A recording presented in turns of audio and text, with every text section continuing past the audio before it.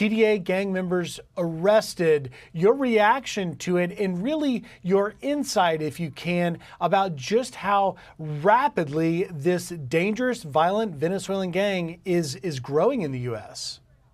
Well, look, Jeff, you and I have talked about this many times. It all goes back to the vetting program. You know, you got Secretary Mayorkas saying these people are properly vetted before they're released in the United States. But we don't have access to criminal information from Venezuela. We don't have access to criminal databases and information in most countries around the world. So when they say they're properly vetted, they're running them through NCIC, which is our system, our III state system. But vetting doesn't include their criminal histories in their home nations. And so Secretary Mayorkas has been misleading the American people, saying they're properly vetted and these people are safe. This is a clear example of it. And as you and I discussed before, TDA, when we first discovered the United States, we said it's going to rapidly expand across the country. The good news is you got President Trump coming in office on January 20th. TDA is on notice. And ICE officers across the country are prepared to go out and target public safety threats, but TDA is on top of that public safety threat. So their days are numbered. I can't wait till we get an administration to take care of these people, because they're going to be arrested, they're going to be detained, and they're going to be removed. I've been talking to several different countries. If Venezuela don't take them back, we got other countries who are stepping up, say they will. So they will be deported. I want to touch on that because obviously Venezuela is a country that doesn't have a repatriation agreement. They don't take them back. Earlier this week on Monday, Tom, I was able to ask President-elect Trump specifically about what about Venezuela not taking people back. Here's what the president-elect told me. Listen here. Discussion, sir, with in terms of your mass deportation plans, have you had any preliminary discussions with countries like Venezuela, from where the Tren de Aragua gang is now popping up? They'll take them back. They're all taking them back. Yep.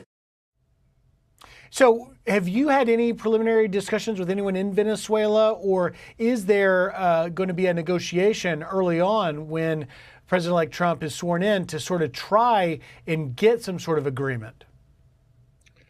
Look, President Trump's a strong president, right? During the first administration, El Salvador didn't want to take back MS-13 members. It took President Trump 48 hours until I was filling planes full of MS-13 members going to El Salvador. So I think there will be a negotiation. I think it'll be a one-way negotiation. President Trump's a strong president. He's not going to put up with this. But if the negotiation or the discussion takes a little while, we got several other countries willing to take them on day one. But I think President Trump will be successful like he was in the last administration. He got Mexico to remain in Mexico. He got Mexico put military on the border. He got El Salvador to take their MS-13 members back. He got the 3 Central American countries to agree to the third safe country agreements. He puts America first, and he's going to do it again starting January 20th. The bust of the TDA gang members here in New York, we have learned that law enforcement, a combined joint federal law enforcement task force, was able to identify this apartment where they were holed up, specifically because one of them had an ankle monitor, and that assisted with them getting them. Are you looking at ways that you can enhance that, and how will that work? Well, there's going to be a hell of a lot less ankle monitors, so we're going to lock them up.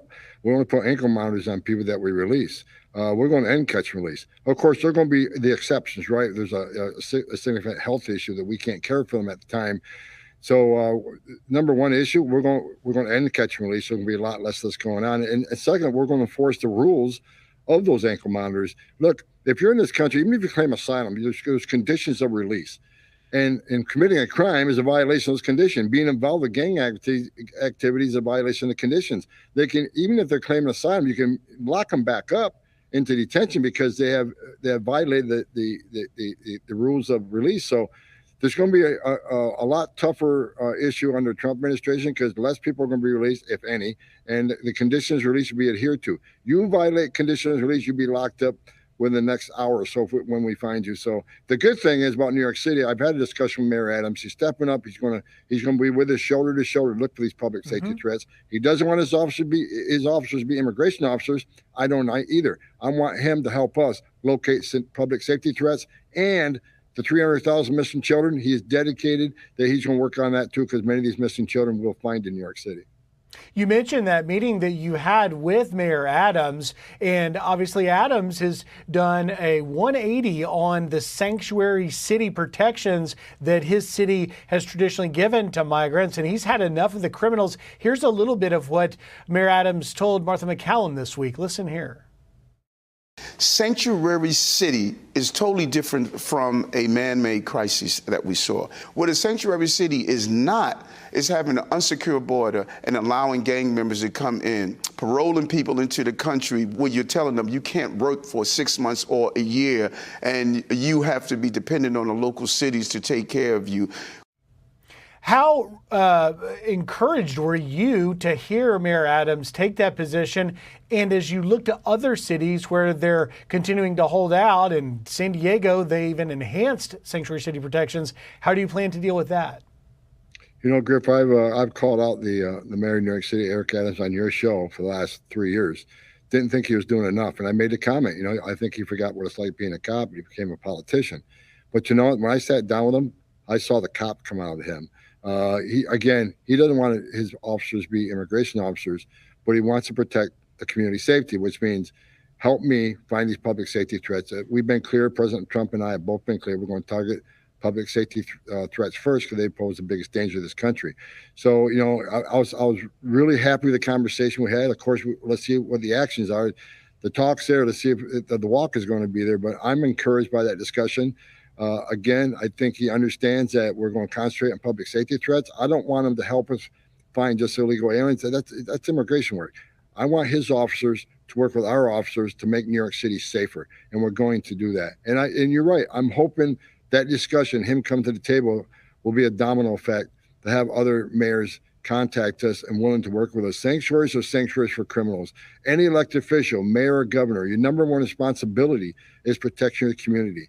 Help me, help ICE remove public safety threats from your community. Not only remove them from the community, we'll remove them from the country so they can't reoffend in that very immigrant community in which they live.